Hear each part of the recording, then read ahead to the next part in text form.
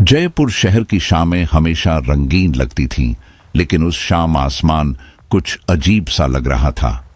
सूरज ढल चुका था, मगर हवा में एक बेचैनी तैर रही थी, जैसे किसी अदृश्य चीज ने पूरे शहर को हल्के धुएं की चादर में लपेट लिया हो।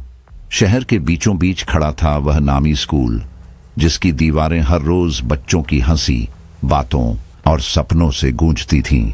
मगर उन्हीं दीवारों के बीच कहीं एक गहरी चुप्पी भी थी, ऐसी चुप्पी जिसे सिर्फ वही सुन सकता था जो भीतर से टूटा हुआ हो। उस स्कूल का एक छात्र था करण, बाहर से बिल्कुल साधारण, मगर अंदर से किसी गहरी दरार वाला इंसान।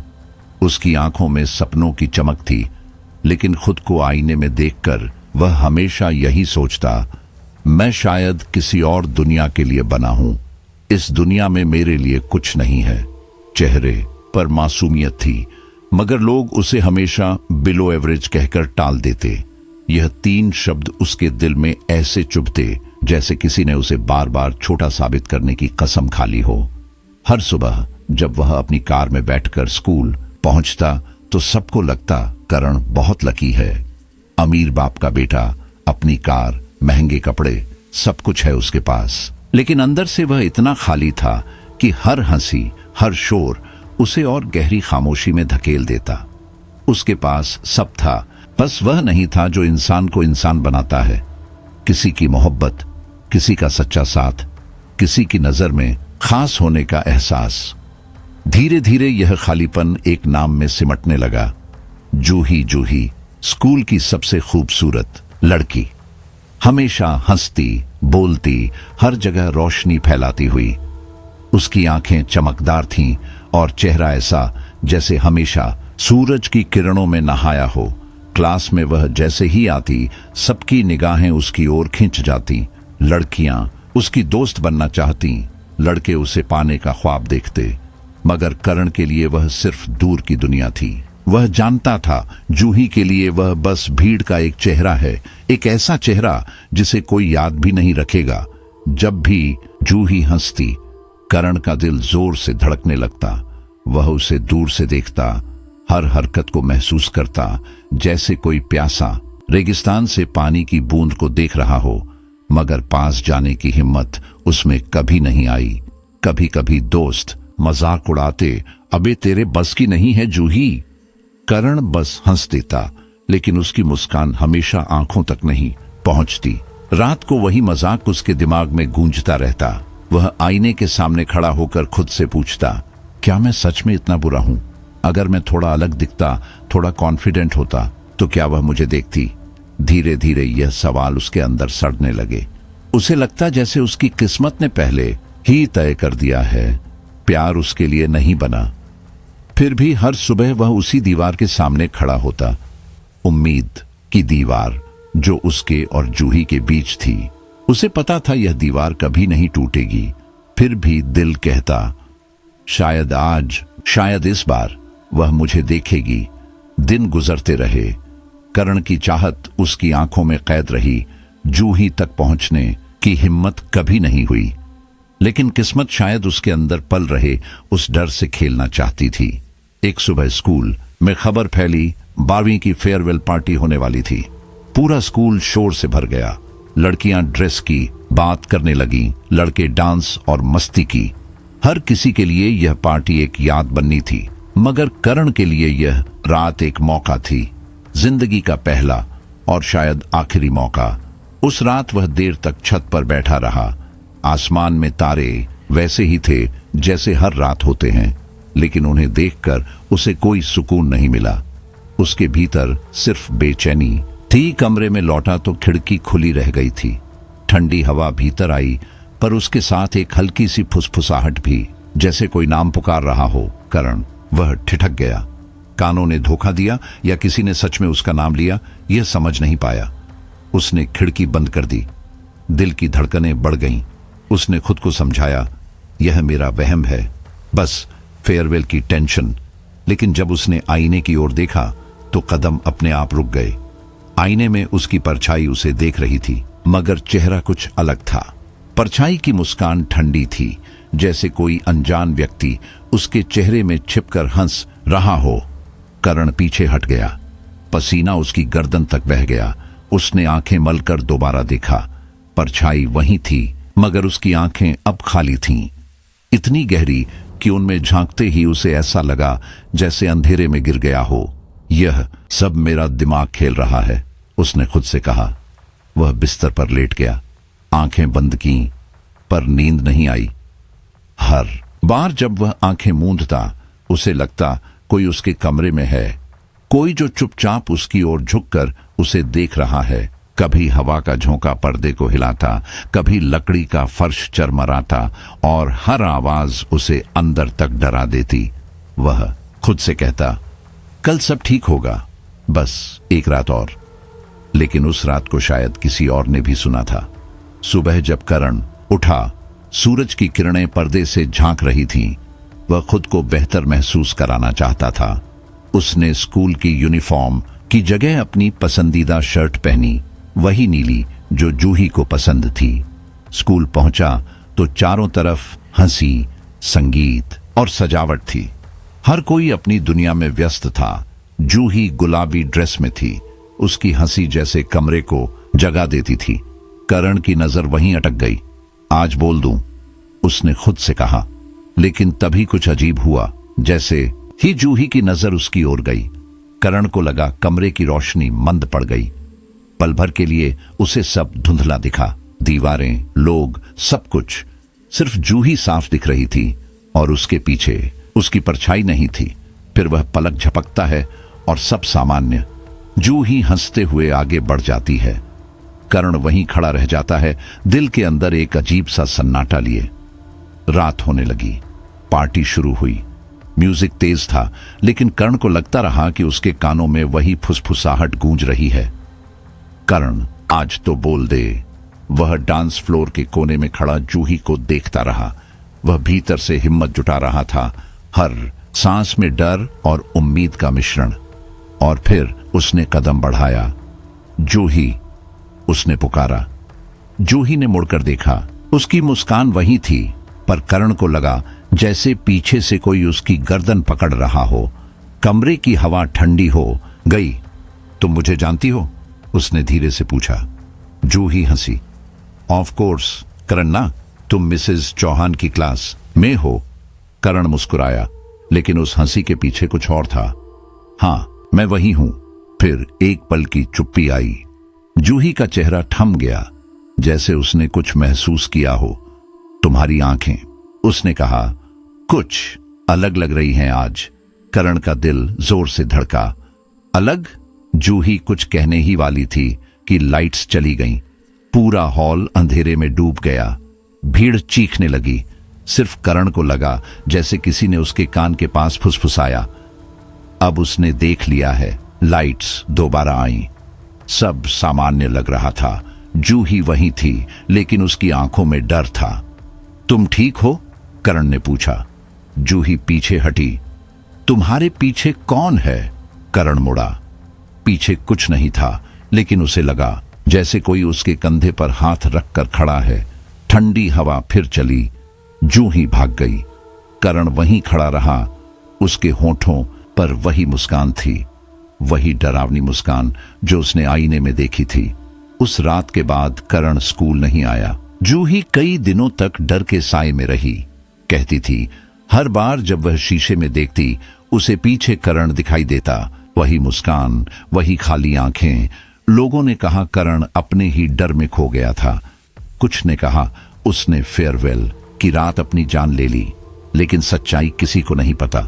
बस इतना कि उस स्कूल के पुराने म्यूजिक हॉल में आज भी कभी कभी कोई फुसफुसाता है, जूही, उसने देख लिया है। स्कूल का ग्रैंड फेयरवेल अपने पूरे जोश पर था। ऑडिटोरियम की ऊंची छतों से लटकती रंग बिरंगी लाइट्स दीवारों पर अजीब सी परछाइयां डाल रही थीं। डीजे की बीट इतनी तेज थी कि फर्श तक थरथरा रहा था। हर हंसी, हर चीख, हर चीयर्स के बीच करण को एक बार बार दोहराती आवाज महसूस हो रही थी, जैसे संगीत के पीछे कोई और लय छिपी हो, कोई साया जो दीवारों के भीतर नाच रहा हो। आफ्टर पार्टी स्कूल से कुछ मील दूर एक पॉश लाउंज में थी। चमकदार रोशनी, नीले और लाल बल्बों की चमक, महंगे परफ्यूम और शराब की मिली जुली गंध। बाहर से यह पार्टी शहर की सबसे शानदार रात लग रही थी, लेकिन करण के लिए यह कुछ और थी। वह हर ओर देख रहा था, भीड़ में एक चेहरे को तलाशता हुआ, जूही। और फिर वह आई, पेस्टल ब्लू ड्रेस में, बालों पर हल्की चमक बिखरी, होठों पर मुस्कान, जैसे पूरे कमरे की लाइट्स उसी के लिए जल उठी हों। करण की सांसें थम गईं, दिल की धड़कनें उसके कानों में गूंजने लगीं। वह हंसी तो करण को लगा जैसे उसके भीतर कोई पुरानी दरार टूट रही हो। जूही की हंसी, उसके नशे में डूबे इशारे, बार बार ग्लास उठाना, सब में कुछ ऐसा था जो मोहक भी था और बेचैन करने वाला भी। उसकी आंखों में वह चमक थी जो इंसान को खींच लेती है, मगर पास जाते ही डरा देती है। भीड़ के बीच वह डगमगाते कदमों से घूम रही थी और करण को एहसास हुआ कि कोई उसे बाहर से अजीब नजरों से देख रहा है। कुछ लड़के धीमी आवाज में हंस रहे थे। एक ने अपनी दोस्त से कहा, आज यह खुद गिर जाएगी। करण के अंदर एक अजीब जिम्मेदारी की भावना जागी, डर और चाहत का मिश्रण। वह पहली बार खुद को रोक नहीं पाया। वह आगे बढ़ा, हल्की आवाज में बोला, जूही, मैं तुम्हें घर छोड़ देता हूं, तुम्हारी हालत ठीक नहीं लग रही। जूही ने उसे घूरा, आंखों में नशे की धुंध और आवाज में हंसी थी। तुम करण हो ना? तुम मुझे शाम से देख रहे हो, क्यों? उसकी बात सुनकर करण के गले में शब्द अटक गए। मैं बस यह चाहता हूं कि तुम घर सुरक्षित पहुंचो, उसने कहा। उसकी आवाज कांप रही थी। क्यों? तुम मुझे जानो भी नहीं, उसने मुस्कुराकर कहा। जानता हूं, करण ने जवाब दिया। तुम्हें जितना कोई नहीं जानता। जूही कुछ पल उसे देखती रही, फिर कंधे उचकाकर बोली, ठीक है, छोड़ दो मुझे घर, लेकिन रास्ते में मुझे बताना कि तुम मुझे क्यों देख रहे थे।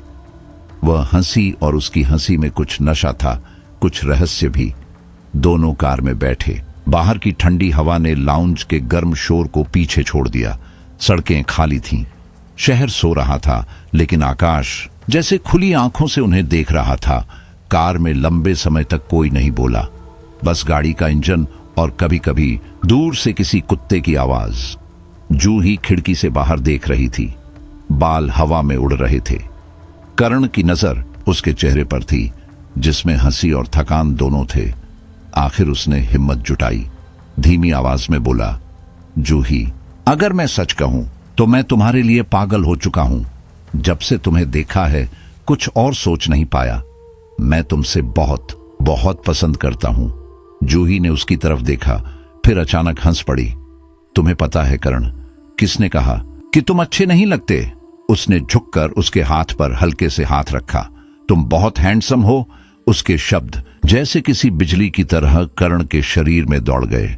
दिल इतनी तेज धड़क रहा था कि वह खुद उसे सुन पा रहा था, मगर कुछ ठीक नहीं था। उसकी हंसी अब अजीब लगने लगी थी। वह मुस्कुरा रही थी, लेकिन उसकी आंखों में कुछ खालीपन था। गाड़ी के बाहर सड़क सुनसान थी, हवा भारी लग रही थी। वैसे जूही ने अचानक कहा, हम मेरे घर क्यों जा रहे हैं? चलो कहीं और चलते हैं, आज नाइट आउट करते हैं। करण ने उस पर नजर डाली। उसकी आंखों में एक चमक थी, नशे और कुछ और का मिला जुला असर। कहीं और? करण ने पूछा। हाँ, वह बोली, आज की रात बहुत खूबसूरत है, मुझे घर नहीं जाना। उसकी आवाज में एक अजीब खिंचाव था। करण को लगा जैसे उसकी हड्डियों के भीतर कोई ठंड उतर रही हो। उसने पीछे देखा, सड़क पूरी तरह खाली थी, बस लाइट के खंभों की पीली रोशनी धुंधले घेरे बना रही थी। तुम डर रहे हो? जूही ने मुस्कुराकर पूछा। नहीं, करण ने झूठ बोला। गाड़ी आगे बढ़ी। शहर की रोशनियां धीरे धीरे पीछे छूटती गई। अब सिर्फ अंधेरा, हवा और इंजन की आवाज थी। जूही सीट के सहारे सिर टिकाकर आंखें बंद किए मुस्कुरा रही थी। तुम जानते हो, उसने कहा, मुझे हमेशा लगा कि तुम मुझे देख रहे हो, पर उस नजर में कुछ और था। क्या? करण ने पूछा। वह नजर वैसी नहीं थी जैसी बाकी लड़कों की होती है। उसमें डर था, जैसे तुम किसी से नहीं, खुद से लड़ रहे हो। करण की सांस रुक गई। तुम्हें कैसे पता? जूही ने आंखें खोली। क्योंकि मुझे भी वही डर महसूस हो रहा है। कार एक मोड़ पर मुड़ी। दूर से सायरन की आवाज आई, हल्की बुझती हुई। हवा में अब ठंड बढ़ गई थी। करण को लगा जैसे किसी ने पीछे की सीट से सांस ली हो। उसने शीशे में देखा, कुछ नहीं था। क्या हुआ? जूही ने पूछा। कुछ नहीं, उसने जवाब दिया, मगर उसके हाथ स्टीयरिंग पर कांप रहे थे। जूही अब बिल्कुल शांत थी। उसने धीरे से कहा, तुम्हें पता है करण, कुछ चीजें दिखती नहीं पर महसूस होती हैं, जैसे कोई हमें देख रहा हो। गाड़ी के भीतर सन्नाटा उतर आया। बाहर पेड़ों की परछाइयां खिड़की पर ऐसे गुजर रही थीं जैसे काले साए लिपट रहे हों। अचानक गाड़ी के रेडियो में आवाज आई, एक पुराना गाना, लेकिन आवाज टूटी हुई थी, जैसे कोई बीच में फुसफुसा रहा हो। जूही, मत बोलो। करण ने झटके से रेडियो बंद किया। जूही ने पूछा, क्या हुआ?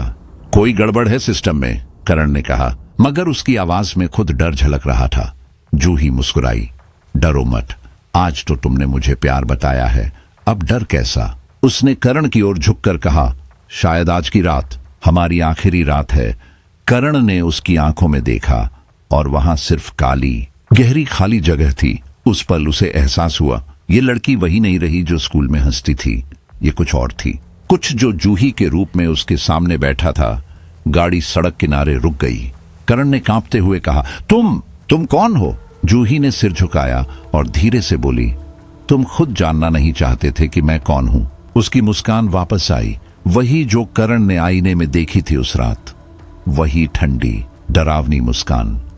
करण ने चीखने की कोशिश की, मगर आवाज नहीं निकली। उसकी सांसें टूटने लगीं। जूही आगे झुकी और उसके कान में फुसफुसाई, अब कोई दीवार नहीं रही करण, अब मैं तुम्हारे भीतर हूं। अगली सुबह सड़क पर खड़ी वह कार खाली मिली। इंजन बंद था, दरवाजा खुला और सीट पर सिर्फ एक दर्पण पड़ा था। आईने में दो परछाइयां दिख रही थीं, एक लड़का और उसके पीछे मुस्कुराती एक लड़की। जैसे ही कार सुनसान सड़क पर मुड़ी, करण को लगा किसी अदृश्य हाथ ने उसकी आत्मा को झकझोर दिया हो। हवा अचानक भारी लगने लगी। जूही की हंसी, जो कुछ देर पहले हल्की और मासूम थी, अब एक अजीब सी गूंज में बदल रही थी, जैसे रात खुद उसे सुन रही हो। उसे एहसास हुआ कि यह नाइट आउट उसे सिर्फ जूही के करीब नहीं ले जा रहा, बल्कि उसे किसी ऐसी जगह खींच रहा है जहां उसके सपने, डर और पागलपन एक साथ मिलकर उसे कभी भी अलग नहीं होने देंगे। जयपुर की सड़कें उस रात अलग लग रही थीं। चारों ओर फैला कोहरा, बिजली के खंभों की धुंधली पीली लाइटें और हवा में उड़ती धूल, सब मिलकर जैसे किसी अनकही चेतावनी दे रहे थे। कार के अंदर सिर्फ दो लोग थे, करण, जिसके दिल की धड़कनें अब इतनी तेज थीं कि मानो बाहर निकल जाएं, और जूही, जिसके चेहरे पर नशे की हल्की लाली और आंखों में अजीब चमक थी। जूही खिड़की से बाहर देख रही थी, हवा उसके बालों में उलझ रही थी। जयपुर की रात कितनी खूबसूरत है ना, उसने धीरे से कहा। करण ने उसकी ओर देखा। हाँ, खूबसूरत, मगर उसके अंदर कुछ और ही चल रहा था। हर बार जब वह जूही की ओर देखता, उसे लगता जैसे उसके चारों ओर कोई अंधेरा घूम रहा है, कोई ऐसा साया जो हर हंसी के पीछे छिपा हुआ हो। रात जैसे जैसे गहराती गई, करण का दिल और तेजी से धड़कने लगा। हर मोड़, हर सिग्नल पर उसकी आंखें बस जूही पर टिक गईं। उसे लग रहा था कि उसने आखिरकार अपने सपनों की दुनिया पाली है, लेकिन उसके भीतर कहीं ना कहीं यह एहसास भी था कि यह रात किसी सामान्य अंत की ओर नहीं जा रही। जूही ने हंसते हुए कहा, चलो कहीं रुकते हैं, मुझे नींद नहीं आ रही। करण ने उसकी ओर देखा। कहां? जूही ने सड़क के किनारे एक होटल की ओर इशारा किया। वहां। होटल का नाम था होटल मिडनाइट इन। छोटा सा पर अजीब तरह से खामोश। बाहर कोई गार्ड नहीं, कोई रिसेप्शनिस्ट नहीं दिखा, बस हवा में झूलती एक पुरानी घंटी जो अपने आप हल्के से बज रही थी। जूही ने हंसते हुए कहा, यहां मजा आएगा। करण ने कुछ नहीं कहा। उसके कदम भारी लग रहे थे। कमरे के अंदर हल्की पीली बत्ती जल रही थी। खिड़की के पर्दे आधे खुले थे और बाहर से आती हवा दीवारों पर अजीब परछाइयां बना रही थी। हवा में नमी थी, पर साथ ही एक हल्की सी सड़ांध, जैसे किसी ने बहुत वक्त से यह कमरा खोला ही ना हो। जूही ने हंसते हुए कहा, बैठो, इतना डरे हुए क्यों लग रहे हो? करण ने मुस्कुराने की कोशिश की। डरा नहीं हूं, बस सब कुछ थोड़ा अजीब लग रहा है। जूही बिस्तर पर बैठी, उसकी आंखों में नशा अब गहराता जा रहा था। तुम्हें पता है करण, आज की रात बहुत अलग है। ऐसा लगता है जैसे कुछ बड़ा होने वाला है। करण ने हाँ में सिर हिलाया, लेकिन उसके भीतर एक बेचैनी थी। हवा बार बार खिड़की से अंदर आकर पर्दे हिला रही थी। कभी कभी उसे लगता जैसे कोई बाहर से झांक रहा हो। जूही ने उसका हाथ पकड़ा। तुम इतने चुप क्यों हो? पता नहीं, करण ने कहा, बस सब कुछ अवास्तविक लग रहा है। जूही मुस्कुराई। प्यार हमेशा अवास्तविक ही होता है। और यह कहकर उसने करण की ओर झुककर उसका हाथ अपने सीने पर रख दिया। करण का गला सूख गया। हवा और ठंडी हो गई। कमरे में रोशनी धीमी पड़ने लगी थी। दीवारों पर परछाइयां अब हिलने लगीं, मानो कोई तीसरा इंसान भी वहां मौजूद हो। करण ने झटके से पीछे देखा, कोई नहीं। जूही ने धीरे से कहा, कभी कभी जो दिखता नहीं वही सच होता है। करण ने उसकी आंखों में देखा। उन आंखों में अब वो नशा नहीं था, कुछ और था, कुछ जो इंसानी नहीं लग रहा था। वह कुछ कहने ही वाला था कि लाइट चिलमिलाई। एक पल के लिए सब कुछ अंधेरे में डूब गया। फिर एक ठंडी हवा का झोंका कमरे में आया, और उसी हवा में करण को लगा कि किसी ने उसके कान में कहा, अब तुम अकेले नहीं हो। वह कांप गया। जूही मुस्कुरा रही थी। उसकी मुस्कान वैसी नहीं थी जैसी उसने स्कूल में देखी थी।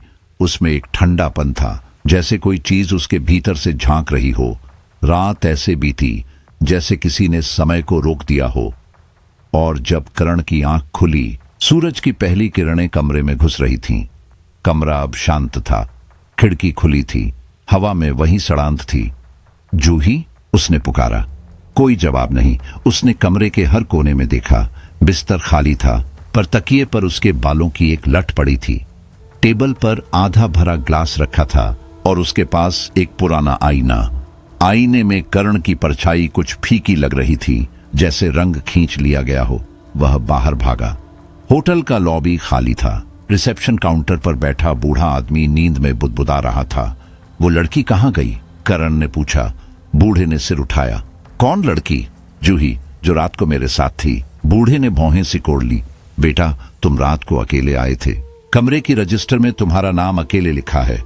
करण के होंठ खुले रह गए। वह बिना कुछ बोले बाहर निकल गया। सुबह की हवा में सब कुछ सामान्य था, मगर उसके भीतर कुछ टूट गया था। उसने खुद को समझाया, वह चली गई होगी, सुबह चली गई। उसने खुद को यकीन दिलाने की कोशिश की, लेकिन भीतर से जानता था कुछ सही नहीं था। अगले दिन स्कूल पहुंचा तो चेहरा खुश था, गुनगुनाता हुआ चल रहा था। उसे लगता था कि उसने कोई रहस्य पा लिया है, कोई निजी जीत हासिल की है। उसके दोस्त हैरान थे उसकी मुस्कान देखकर। लेकिन जैसे ही वह क्लास में दाखिल हुआ, सब कुछ रुक गया। जूही सामने खड़ी थी। उसका चेहरा ठंडा था, आंखें लाल। वह कुछ नहीं बोली, बस उसके पास आई और एक जोरदार थप्पड़ उसके गाल पर जड़ दिया। पूरा क्लास चुप हो गया। उसकी आवाज गूंजी, कल रात तूने मेरे साथ क्या किया? मेरे नशे का फायदा उठाया? करण वहीं जड़ हो गया। उसके कानों में बस वही शब्द बार बार गूंज रहे थे, ड्रंक थी मैं और तू। बेंचों पर बैठे सब छात्र हंसने लगे। पीछे से किसी ने ताना मारा, अबे करण, तूने सोच भी लिया कि जूही तेरे जैसी किसी के साथ जाएगी? करण का चेहरा सफेद पड़ गया। उसके भीतर जो आत्मविश्वास था, जो सपना था, सब एक पल में ढह गया। जूही गुस्से में बाहर निकल गई। क्लास में अब सिर्फ हंसी बची थी। किसी ने कहा, अबे तेरे बस की कोई लड़की नहीं। हाँ, कर्ण पिशाचिनी को छोड़कर पूरा क्लास फिर से हंस पड़ा। लेकिन कर्ण के कानों में सिर्फ वही शब्द अटक गए, कर्ण पिशाचिनी। वह शब्द जैसे किसी अंधेरे कोने से निकले हों। उसे लगा जैसे किसी ने उसके कंधे पर हाथ रखा हो, ठंडा, भारी। उसने मुड़कर देखा, कोई नहीं था। वह बाहर निकला। गलियारे में हवा चल रही थी। दीवारों से जैसे किसी की धीमी फुसफुसाहट आ रही थी, वही आवाज जो उसने उस रात होटल में सुनी थी। अब तुम अकेले नहीं हो, करण। वह ठिठक गया। उसकी सांसें थम गईं और उस पल से उसकी जिंदगी की सबसे खतरनाक यात्रा शुरू हुई, जहां प्यार, पाप और परछाइयां एक हो गईं। जूही का थप्पड़, क्लास की हंसी और कर्ण पिशाचिनी का नाम, ये तीनों बातें करण के दिमाग में किसी टूटे हुए रिकॉर्ड की तरह बार बार गूंज रही थीं। हर बार जब वह आंखें बंद करता, वही दृश्य सामने आता। पूरी क्लास हंस रही है, जूही के चेहरे पर गुस्सा है और हवा में किसी अंधेरी उपस्थिति की झनकार तैर रही है। उस पल के बाद उसकी जिंदगी जैसे थम गई थी। स्कूल की दीवारें, दोस्तों की बातें, यहां तक कि उसकी खुद की परछाई भी अब अजनबी लगने लगी थी। वह अब सिर्फ एक चीज सोच पा रहा था, कर्ण पिशाचिनी। वही नाम जो किसी ने मजाक में लिया था, अब उसके लिए जैसे एक रहस्य का दरवाजा बन गया था। वह सोचता, क्यों यह नाम सुनते ही मेरे अंदर कुछ बदल जाता है। दिन बीतते गए, लेकिन कर्ण की बेचैनी नहीं। उसे लगता था कि हर दीवार, हर कोना, हर साया अब उसे उसी नाम की ओर धकेल रहा है। जब बाकी छात्र खेलते या बातें करते, कर्ण की आंखें दूर कहीं खो जाती। उसे महसूस होता था कि हवा में कुछ है, कोई छिपा हुआ अस्तित्व जो उसे देख रहा है, उसकी सोच में घुस रहा है। उस रात वह अपने कमरे में अकेला था। बाहर बारिश की हल्की बूंदें खिड़की पर गिर रही थीं, लेकिन अंदर का सन्नाटा बारिश से भी गहरा था। वह मेज के सामने बैठा था, लेकिन पढ़ाई के बजाय बस घूर रहा था, दीवारों को, अपनी परछाई को और उस खालीपन को जो अब उसके अंदर घर कर चुका था। जूही का चेहरा, उसका गुस्सा, दोस्तों की हंसी, सब मिलकर किसी भयावह दृश्य की तरह घूम रहे थे। और फिर वह नाम दोबारा उसके मन में गूंजा, कर्ण पिशाचिनी।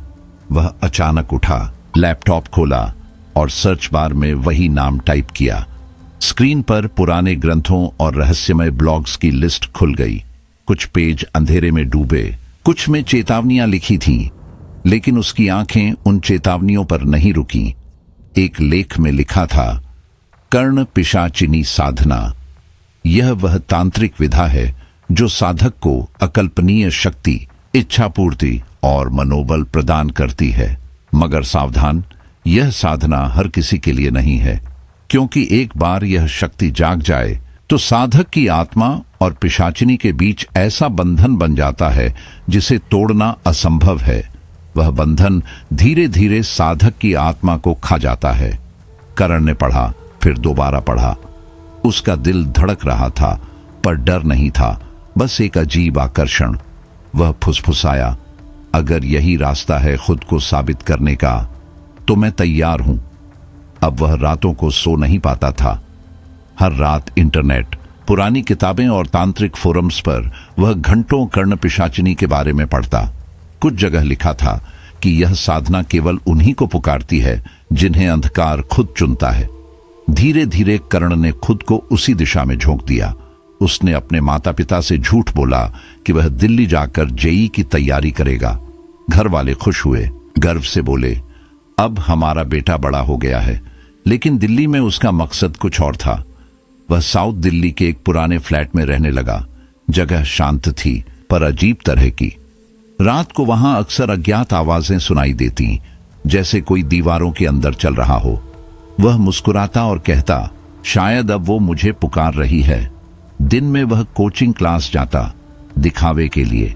रात को वह लौटता और अपने कमरे में लाल कपड़ा बिछाता, दीपक जलाता और ग्रंथों से पढ़े हुए मंत्र दोहराता। धीरे धीरे उसका शरीर और चेहरा बदलने लगे। आंखों के नीचे काले घेरे, होंठों पर सूखी दरारें, लेकिन नजरों में एक अजीब चमक। उसे लगता जैसे वह किसी और दुनिया में प्रवेश कर चुका है। कभी कभी कमरे की दीवारें हिलती महसूस होती, फर्श पर ठंडी हवा चलती, कभी हल्की फुसफुसाहट आती। कर्ण, वह मुस्कुराता और कहता, हाँ, मैं तैयार हूं। रात दर रात वह साधना में गहराई तक उतरता गया। वह अब माला, दीपक और अज्ञात प्रतीकों से अपना कमरा भर चुका था। हर रात वह एक ही मंत्र दोहराता और हर बार उसे लगता जैसे हवा भारी हो रही है।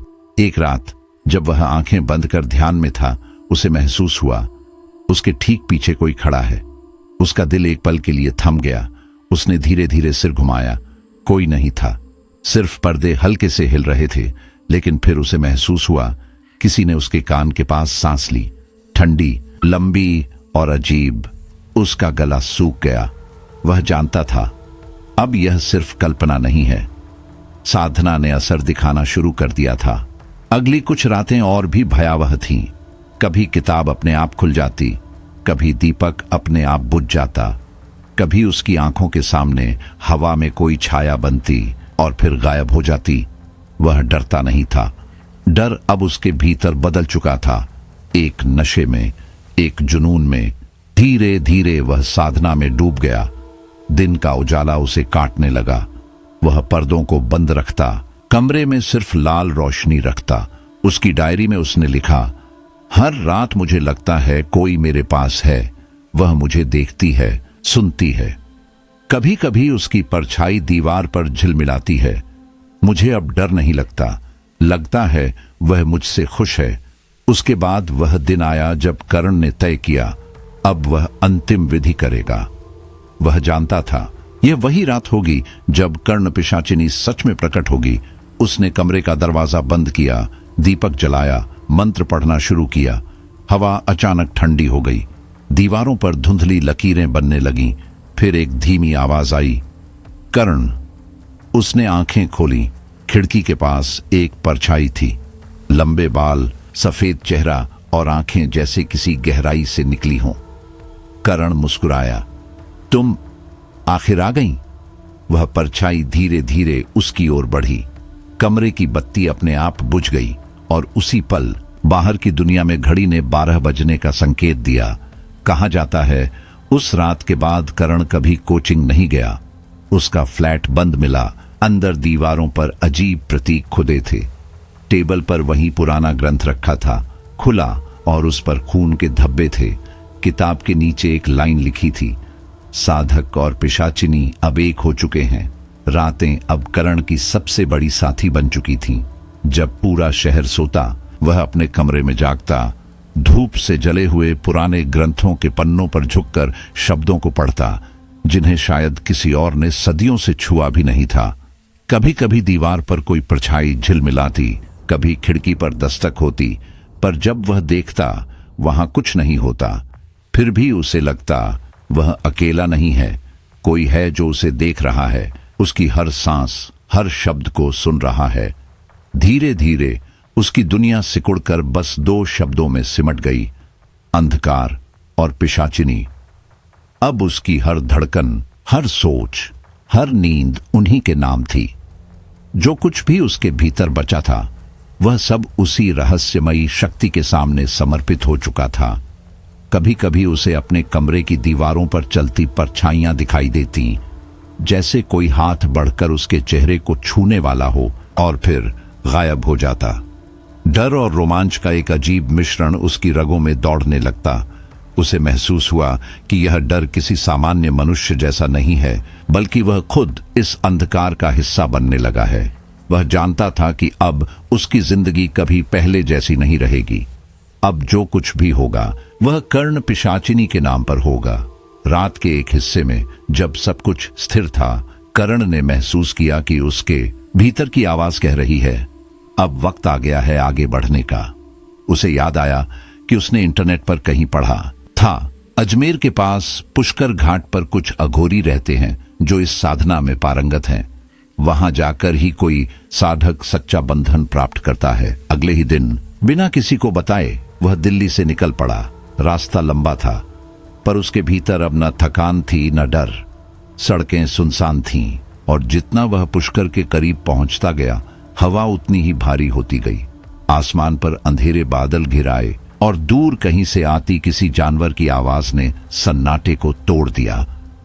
घाट पर पहुंचते ही उसने महसूस किया यह जगह जिंदा है। हवा में धुएं और राख की गंध थी, जैसे कहीं पास में कोई चिता ठंडी हुई हो। पानी पर तैरती राख और किनारे पर बैठे कुछ अघोरी, राख में लिपटे, आंखें बंद किए, मंत्रों की धीमी गूंज में खोए हुए। करण के पैर अपने आप उनकी ओर बढ़ गए। उनमें से एक अघोरी ने आंखें खोली, लाल, चमकती हुई, जैसे अंधेरे में अंगारे। कौन है तू?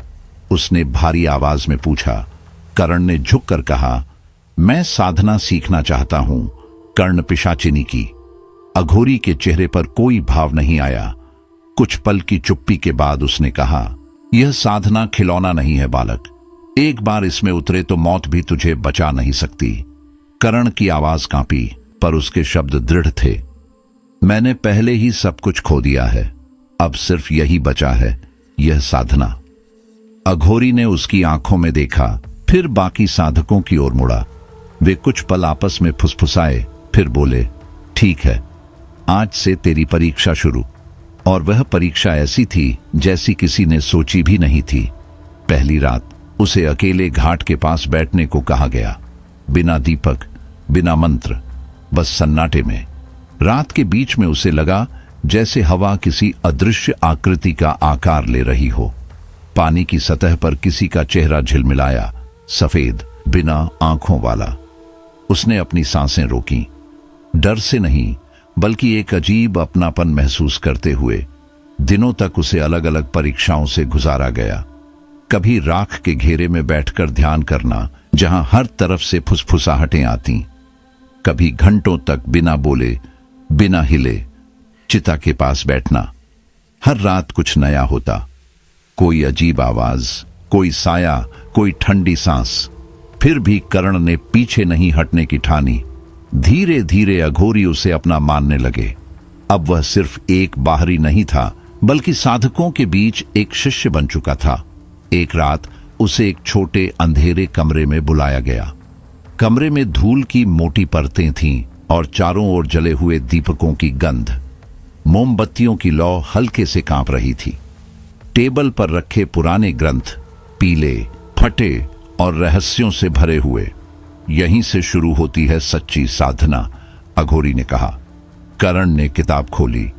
अंदर लिखे अक्षर किसी जिंदा चीज की तरह चमकने लगे। चित्र ऐसे थे जैसे उनमें कुछ हिल रहा हो। एक आकृति बार बार बदल रही थी, कभी महिला, कभी धुआं, कभी सिर्फ दो आंखें। जैसे ही कर्ण ने मंत्र पढ़ना शुरू किया, उसकी रगों में ठंड दौड़ गई। उसके हाथ कांप रहे थे, लेकिन वह रुक नहीं पा रहा था। हर शब्द, हर ध्वनि उसके भीतर गूंज रही थी, जैसे कोई अदृश्य शक्ति उसके भीतर उतर रही हो। अघोरी ने कहा, अब तू साधक नहीं रहा, अब तू चुना गया है। उसके बाद की रातें किसी सामान्य इंसान के लिए नहीं थीं। कभी किताबें अपने आप खुल जाती, कभी कमरे के कोनों से फुसफुसाहटें आती। कर्ण, कभी राख के बीच कोई चेहरा उभरता और फिर मिट जाता। अघोरियों के साथ बिताए वे दिन उसके मन, शरीर और आत्मा तीनों को बदल चुके थे। अब डर उसे नहीं रोकता था, अब दर्द उसे नहीं छूता था। वह खुद को महसूस करता मुक्त, मगर अंधेरे से बंधा हुआ। कभी कभी ध्यान में उसे किसी की सांसें सुनाई देती, कभी दीवार पर कोई हाथ का निशान दिखता जो कुछ पल बाद गायब हो जाता। कभी मोमबत्तियों की लौ एक साथ झुक जाती, जैसे कोई उनके बीच से गुजर गया हो। उसका दिल अब सिर्फ एक चीज कहता, वह आ रही है। और जब उसने अगली बार घाट की ओर देखा, पानी पर कोई चल रहा था, धीमे स्थिर कदमों से। लंबे बाल, फीका चेहरा और आंखों में वही गहराई जो उसने ग्रंथों में देखी थी। कर्ण ने सिर झुका लिया। वह जान गया था, अब वापसी नहीं। वह अब एक साधक नहीं था, वह अब कर्ण पिशाचिनी का चुना हुआ माध्यम बन चुका था। और उस पल से उसकी कहानी अब इंसानों की दुनिया से नहीं, बल्कि अंधेरे की गहराइयों से लिखी जाने लगी। साधना की उस रात ने कर्ण की जिंदगी हमेशा के लिए बदल दी। जब उसने पुष्कर घाट की ओर आखिरी बार नजर उठाई, हवा में वही जानी पहचानी सरसराहट थी, जो न डर की थी न सुकून की। कुछ ऐसा था जो बीच में अटका हुआ था, जैसे जीवन और मृत्यु के बीच कोई अदृश्य पर्दा लटक रहा हो। उसने महसूस किया कि वह अब सामान्य इंसान नहीं रहा। उसके शरीर में अभी भी इंसान का खून बह रहा था, लेकिन आत्मा अब किसी और शक्ति के साथ बंध चुकी थी। पुष्कर की हवा में राख की गंध थी। घाट पर बिखरी चिताओं की धूल और धुएं में पुराने तंत्रों की गूंज मिलती थी। हर कोने में रहस्य था, हवा, जल, मिट्टी, यहां तक कि छायाएं भी कुछ बोलने की कोशिश करती लगती। और उसी अंधेरे के बीच कर्ण ने महसूस किया, वह चुना गया है। अघोरी उसके चारों ओर थे, चेहरे पर कालिख, गले में अस्थियों की माला, आंखों में नशे जैसा प्रकाश। उनकी सांसें भी जैसे कोई मंत्र जप रही थीं। एक बोला, अब तू उस राह पर है जहां से लौटने का कोई रास्ता नहीं। सोच ले, यह साधना तेरी आत्मा को भी खा जाएगी। कर्ण की आवाज स्थिर थी, अगर आत्मा खोनी पड़े तो भी ठीक, मुझे बस उस शक्ति को देखना है, उसे महसूस करना है। अघोरी मुस्कुराए नहीं, उन्होंने बस सिर झुकाया। अब वह उनका शिष्य नहीं, साधक बन चुका था। हर दिन अब उसके लिए परीक्षा थी। सुबह घाट की राख से वह अपने माथे पर तिलक लगाता और रात को अघोरियों के संग बैठता। न बोले न हिले, बस अंधेरे को देखता रहता। धीरे धीरे उसने महसूस किया कि साधना सिर्फ मंत्र नहीं है, यह अंधकार के साथ संवाद है।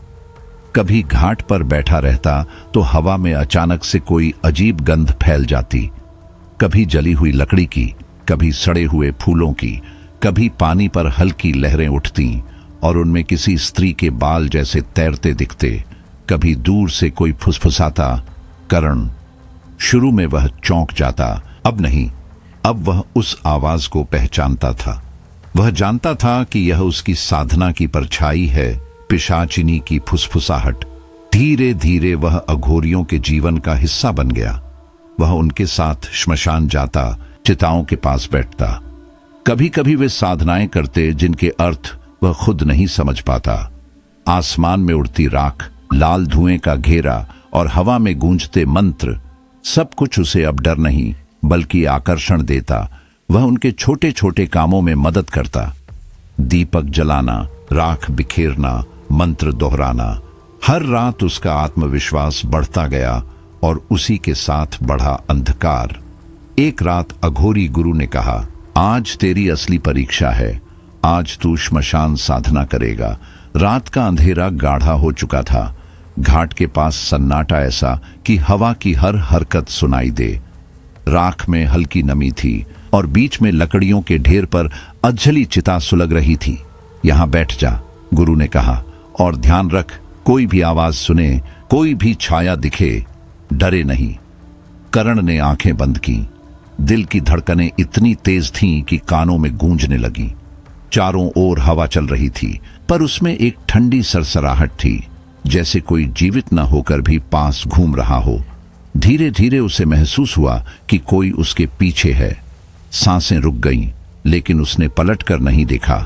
वह वहीं बैठा रहा, राख की गंध में, रात की ठंड में और उस अजीब उपस्थिति के बीच। एक पल को उसे लगा कोई उसके पास झुका और फुसफुसाया, अब डर मत, मैं यही हूं। उसने आंखें खोली। चारों ओर वही अंधकार था, लेकिन अब उसे डर नहीं था। वह अंधकार का हिस्सा बन चुका था। सुबह जब सूरज की पहली किरणें घाट पर पड़ी, गुरु उसके सामने आए। अब तू तैयार है, उन्होंने कहा। अब तू असली ग्रंथ देख सकता है।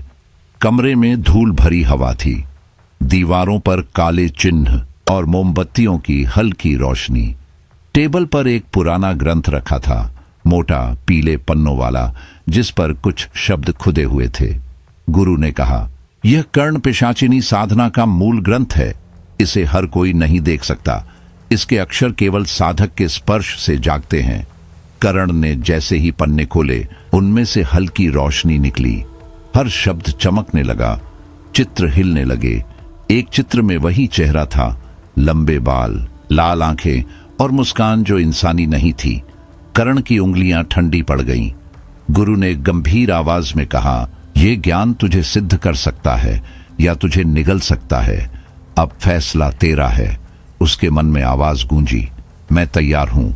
उस रात वह फिर घाट पर गया। चिता की राख से उसने एक गोला बनाया और बीच में बैठ गया। आसमान काला था, हवा चल रही थी, पर उसमें अब कोई डर नहीं था, बस प्रतीक्षा। धीरे धीरे उसे महसूस हुआ उसके चारों ओर परछाइयां घूम रही हैं। धीमी फुसफुसाहटें, नाम पुकारती आवाजें, कहीं दूर से आती घंटियों की गूंज। और फिर हवा अचानक थम गई। ठंडी लहर उसकी गर्दन से गुजरी। किसी ने उसके कंधे पर हाथ रखा। करण ने आंखें खोली। सामने वही स्त्री थी, वही जो ग्रंथ के चित्रों में थी। उसकी आंखें गहरी, मुस्कान धीमी और आवाज ऐसी कि हवा तक रुक जाए। तूने बुलाया और मैं आ गई। करण के होंठ सूख गए, लेकिन उसने सिर झुका लिया। मैं तैयार हूं। अब तू मेरा साधक नहीं, मेरा माध्यम है, वह बोली। उसकी आवाज धीरे धीरे हवा में घुल गई। लेकिन करण को लगा जैसे वो शब्द उसके भीतर उतर गए हैं। अगली सुबह जब गुरु घाट पर पहुंचे, करण वहां नहीं था। सिर्फ राख में एक हल्का निशान था, दो आकृतियों का जो आमने सामने खड़ी थी। और उसी दिन से अघोरियों ने कहा, एक नया साधक कर्ण पिशाचिनी में विलीन हो गया है। अब वह न जीवित है न मृत। अब वह वही है जो अंधकार में रहता है। उस रात से उसकी कहानी खत्म नहीं हुई थी, वह शुरू हुई थी। एक ऐसी दुनिया में जहां शक्ति, भय और प्रेम अब एक ही चीज बन चुके थे। कर्ण अब उस बिंदु पर पहुंच चुका था जहां इंसान और साधक के बीच की रेखा मिट चुकी थी। उसकी दुनिया बदल चुकी थी। दिन अब उसके लिए बस रात का इंतजार थे। पिशाचिनी का रहस्य, अघोरियों का ज्ञान और श्मशान की परछाइयां अब उसके भीतर इस तरह बस गई थीं जैसे कोई दूसरी आत्मा उसके साथ रह रही हो। हर सांस, हर विचार, हर धड़कन उसी अंधकार से जुड़ी हुई थी जिसे वह खुद बुला चुका था। उसका चेहरा अब वैसा नहीं रहा था। आंखों की चमक गहरी हो चुकी थी, डरावनी लेकिन सम्मोहक। चाल धीमी और सधी हुई, जैसे हर कदम मापा गया हो। अघोरियों के बीच अब उसे कोई नया नहीं समझता था। वे उसे साधक कर्ण नहीं, कर्ण कहने लगे थे, वही नाम जो ग्रंथों में लिखा था, जिस पर पिशाचिनी की छाया थी। दिल्ली से उसका रिश्ता लगभग खत्म हो गया था। दोस्त उसे भूल चुके थे, परिवार के फोन अनुत्तरित रहते। उसका जीवन अब सिर्फ दो शब्दों में सिमट गया था, साधना और पिशाचिनी। हर रात वह दीपक जलाता, कमरे के चारों कोनों में लाल धागा बांधता और आंखें बंद करके मंत्रों का जाप शुरू करता। धीरे धीरे शब्द उसके भीतर उतरते जाते, जैसे हर मंत्र के साथ उसकी आत्मा का एक हिस्सा खुल रहा हो। कभी दीवारें हिलती, कभी हवा भारी हो जाती, कभी ऐसा लगता जैसे कोई उसके पीछे खड़ा है, सांस ले रहा है पर दिखता नहीं।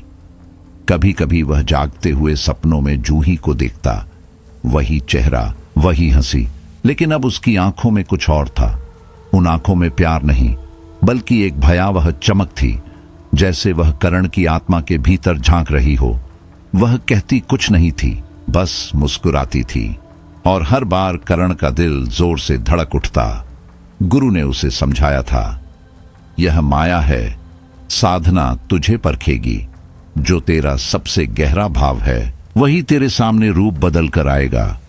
लेकिन कर्ण अब माया और वास्तविकता में फर्क नहीं कर पा रहा था। वह डरता था, पर उस डर में ही उसे आनंद मिलता था। हर रात वह खुद को और गहराई में धकेलता गया। अब उसका शरीर भी साधना का असर झेल नहीं पा रहा था। चेहरा पीला, होंठ सूखे, आंखों के नीचे काले घेरे, मगर भीतर एक ऐसी आग थी जो बुझ नहीं सकती थी। वह कई बार खुद को आईने में देखता और महसूस करता कि वह वही नहीं रहा जो कुछ महीने पहले था। आईने में उसकी परछाई कुछ देर बाद खुद ब खुद मुस्कुराने लगती, और वह मुस्कान उसकी नहीं होती। हर रात वह एक ही स्थान पर बैठकर साधना करता। धीरे धीरे उसकी सांसें भारी होती, फिर शांत। मोमबत्तियों की लौ हिलती और दीवारों पर परछाइयां नाचने लगती। कभी दीवारों से फुसफुसाहटें आती, धीमी, कोमल पर खतरनाक। तू करीब है करण, बहुत करीब। उसकी उंगलियां कांपती, लेकिन वह मंत्र दोहराना नहीं छोड़ता। AUM कर्ण पिशाचिनी नमः। एक रात जब हवा अचानक तेज हुई, दीपक बुझ गया, कमरा अंधेरे में डूब गया। हवा में राख की गंध थी। कर्ण ने महसूस किया कोई उसके बहुत पास है। उसने आंखें खोली। अंधेरे में कुछ हिल रहा था। कमरे के बीच में एक धुंधली आकृति बनी, धीरे धीरे स्पष्ट होती हुई। एक स्त्री का रूप, बाल हवा में तैर रहे थे, चेहरा जूही जैसा, पर उसकी आंखों में चमक किसी इंसान की नहीं थी। कर्ण का दिल रुक गया। वह हिल नहीं पाया। उसके चारों ओर हवा गोल घूमने लगी, जैसे किसी ने उसे अपने घेरे में ले लिया हो। वह आकृति करीब आई और उसकी आवाज फुसफुसाई, तूने बुलाया था, मैं आ गई। कर्ण की सांस टूट रही थी, पर डर के साथ एक अजीब सुकून भी था।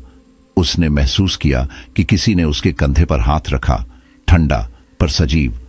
और फिर एक हल्की झिलमिलाहट के साथ वह आकृति गायब हो गई।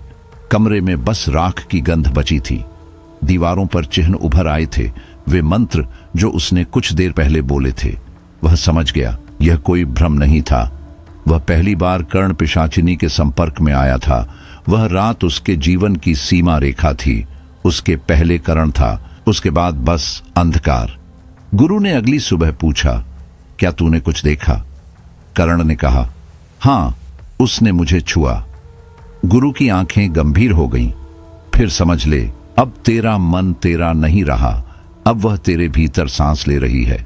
इसके बाद की रातें और भारी हो गईं। हर बार जब वह साधना करता, हवा में वही ठंडक भर जाती, मोमबत्तियां अपने आप झुक जाती। कभी खिड़की के बाहर कोई चलने की आवाज आती, जबकि बाहर कोई नहीं होता। कभी फर्श पर किसी के कदमों के निशान दिखाई देते, गीले, जैसे किसी ने पानी से भरे पैर रखे हों। कभी कोई हंसी सुनाई देती, वही जूही की हंसी, लेकिन अब उसमें मानवीय गर्माहट नहीं थी। वह हंसी सीधी उसकी रीढ़ तक उतर जाती। फिर भी कर्ण डरता नहीं था। वह जान चुका था यह वही शक्ति है जिसे उसने पुकारा था। अब उसका जीवन उसी का है। अब उसकी साधना सिर्फ शक्ति पाने की नहीं, बल्कि उस अंधेरी सत्ता का हिस्सा बनने की थी। वह समझ चुका था कि साधना का पहला चरण पूरा हो चुका है।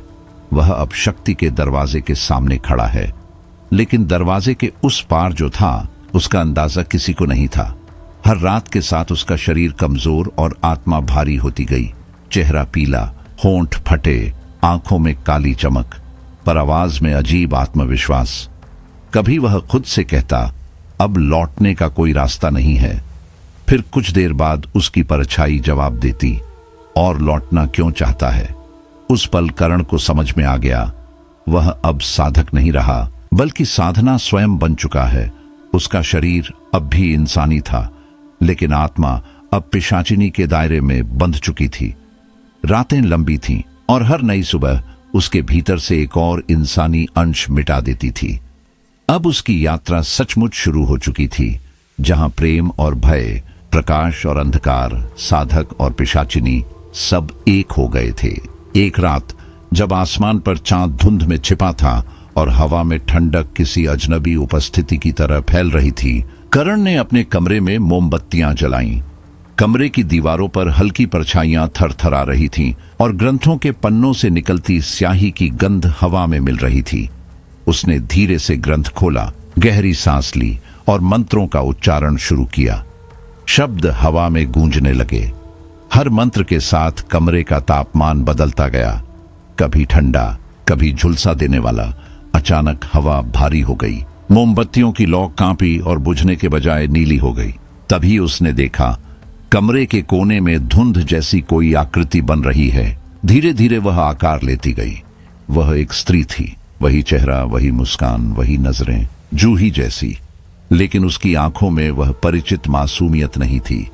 वहां कुछ और था, एक भयावह आकर्षण जो सीधा कर्ण के दिल तक उतर गया।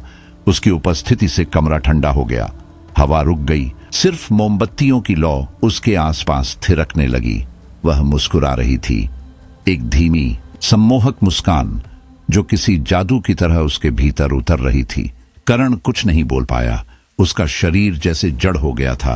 पहली बार उसे लगा कि उसकी सारी साधना, उसका महीनों का श्रम, सब सफल हो गया है। वह धीरे धीरे उसकी ओर बढ़ी। उसके कदमों की आवाज नहीं आई, बस फर्श पर एक हल्की कंपन हुई। जब वह उसके सामने आई, कर्ण के शरीर में ठंड और गर्मी का अजीब मिश्रण दौड़ गया। पसीने की बूंदें उसके माथे से गिरी, लेकिन उसके होंठ मुस्कुरा रहे थे। वह फुसफुसाई, अगर तू रोज मेरे लिए काम सुख देगा तो मैं कभी तुझे छोड़कर नहीं जाऊंगी। कर्ण की सांस अटक गई। उसके शब्द किसी जादुई वादे जैसे थे, डरावने फिर भी मोहक। उसके होंठों से कुछ निकला नहीं, बस उसने सिर झुका दिया। वह स्त्री उसके करीब आई और उसकी उंगलियां कर्ण के चेहरे को छू गईं, ठंडी पर सजीव। वह छुअन भीतर तक उतर गई, जैसे किसी ने उसकी आत्मा में अपनी पकड़ जमा ली हो। उस पल कर्ण को लगा कि वह स्वप्न और यथार्थ के बीच फंस गया है। वह सोचने लगा, क्या यह वही है जिसे मैंने बुलाया था? वही शक्ति जिसकी मुझे तलाश थी? उसकी सोच डगमगाई, पर उसने खुद को रोकना नहीं चाहा। गुरु की आवाज उस रात उसके दिमाग में गूंजी, याद रख, जब पिशाचिनी सामने आए तो उसे स्वीकार मत करना, यह आकर्षण नहीं विनाश है। लेकिन उस समय गुरु की चेतावनी उसके लिए सिर्फ एक गूंज बनकर रह गई, क्योंकि उसके सामने खड़ी स्त्री अब सिर्फ शक्ति नहीं बल्कि उसकी सबसे गहरी चाहत का रूप ले चुकी थी। वह हंसी, एक धीमी भयावह हंसी, और करण ने महसूस किया कि वह हंसी उसके भीतर गूंज रही है, जैसे उसके दिल की धड़कनों के साथ मिल गई हो। उसने अपना सिर नीचे किया और उस पल से बंधन बन गया। अगली सुबह करण वही नहीं था। उसे लगा जैसे कोई उसके भीतर रह रहा है, उसकी हर सांस, हर विचार, हर स्पर्श को नियंत्रित कर रहा हो। जब वह ग्रंथों में झांकता, अक्षर अपने आप हिलने लगते। जब वह ध्यान में बैठता, हवा में फुसफुसाहटें सुनाई देती। तू अब मेरा है। हर रात पिशाचिनी उसके पास आती, कभी धुएं की तरह, कभी छाया की तरह और कभी इंसान के रूप में। वह उसके चारों ओर घूमती, उसके चेहरे के पास झुकती और उसकी उंगलियां उसकी छाती पर रख देती। करण को लगता कि उसका शरीर हल्का हो रहा है, जैसे उसकी ऊर्जा धीरे धीरे निकल रही हो। वह डरता था, लेकिन उस डर में सुख था। वह दर्द महसूस करता था, पर वही दर्द अब उसका नशा बन चुका था। हर मुलाकात के बाद वह और कमजोर होता गया। आंखों के नीचे गहरे साए उतर आए, त्वचा पीली पड़ गई, पर उसकी आंखों में अब भी वही अजीब चमक थी, एक सम्मोहन जो इंसान से परे था। गुरु ने एक दिन उसे रोकने की कोशिश की। कर्ण, तू अब साधना नहीं कर रहा, अब तू साधना का शिकार हो गया है, वह तुझे खा जाएगी।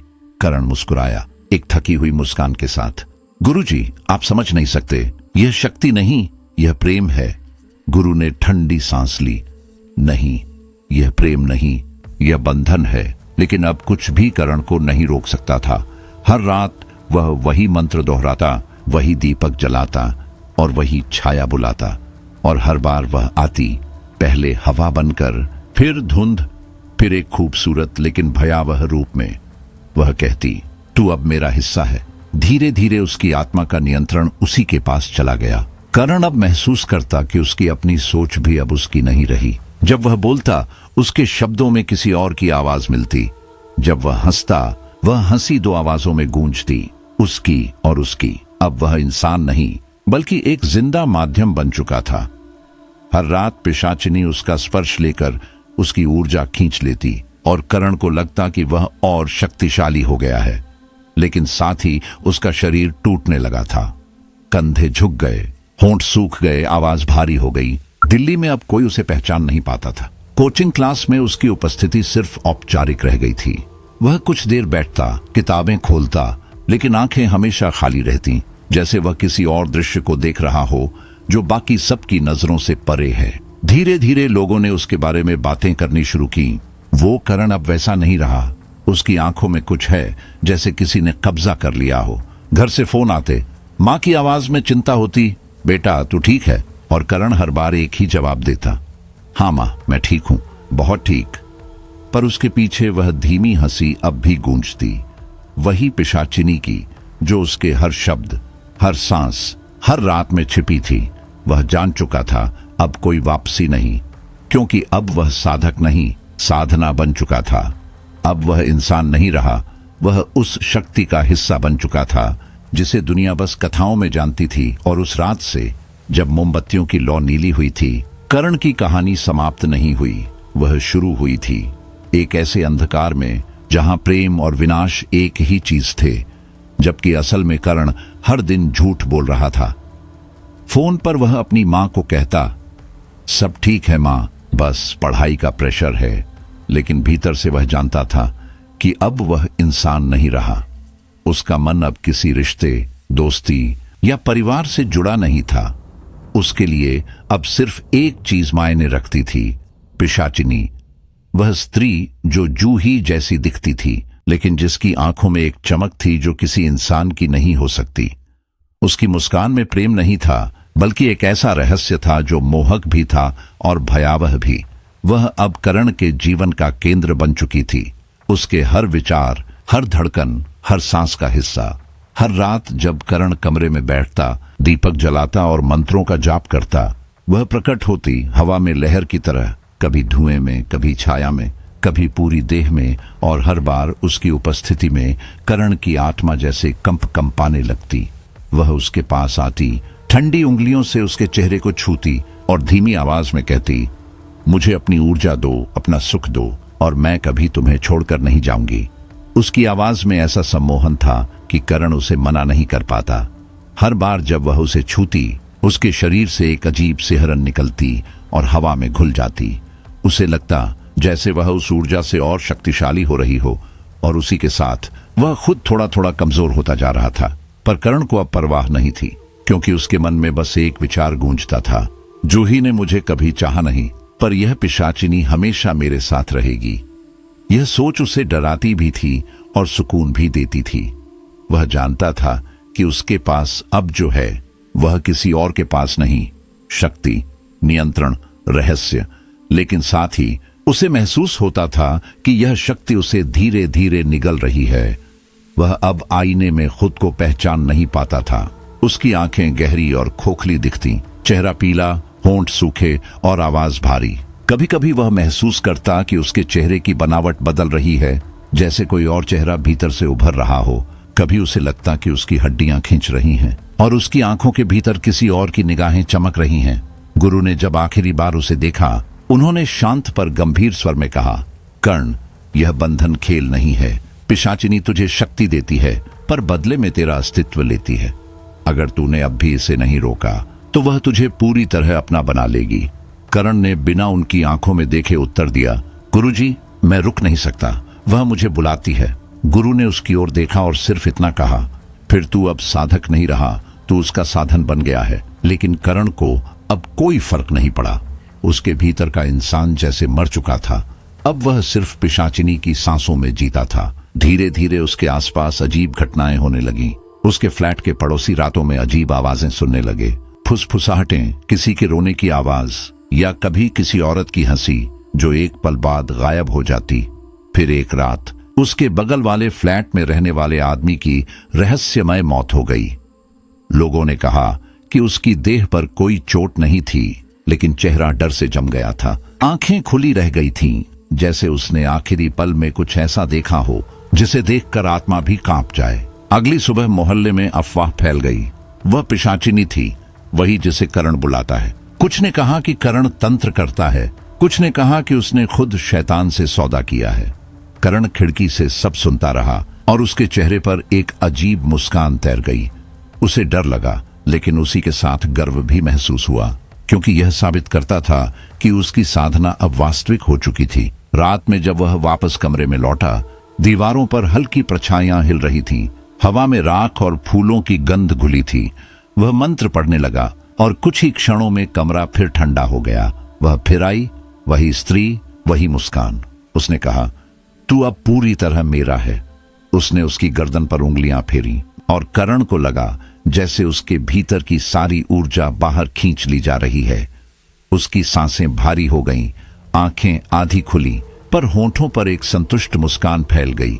अगले दिन कोचिंग में किसी ने उसे देखा। वह कोने में बैठा था, किताबें खुली थीं, पर उसकी आंखें कहीं और थीं, गहरी, खोखली, जैसे वह किसी और आयाम को देख रहा हो। लोग अब उससे कतराने लगे थे।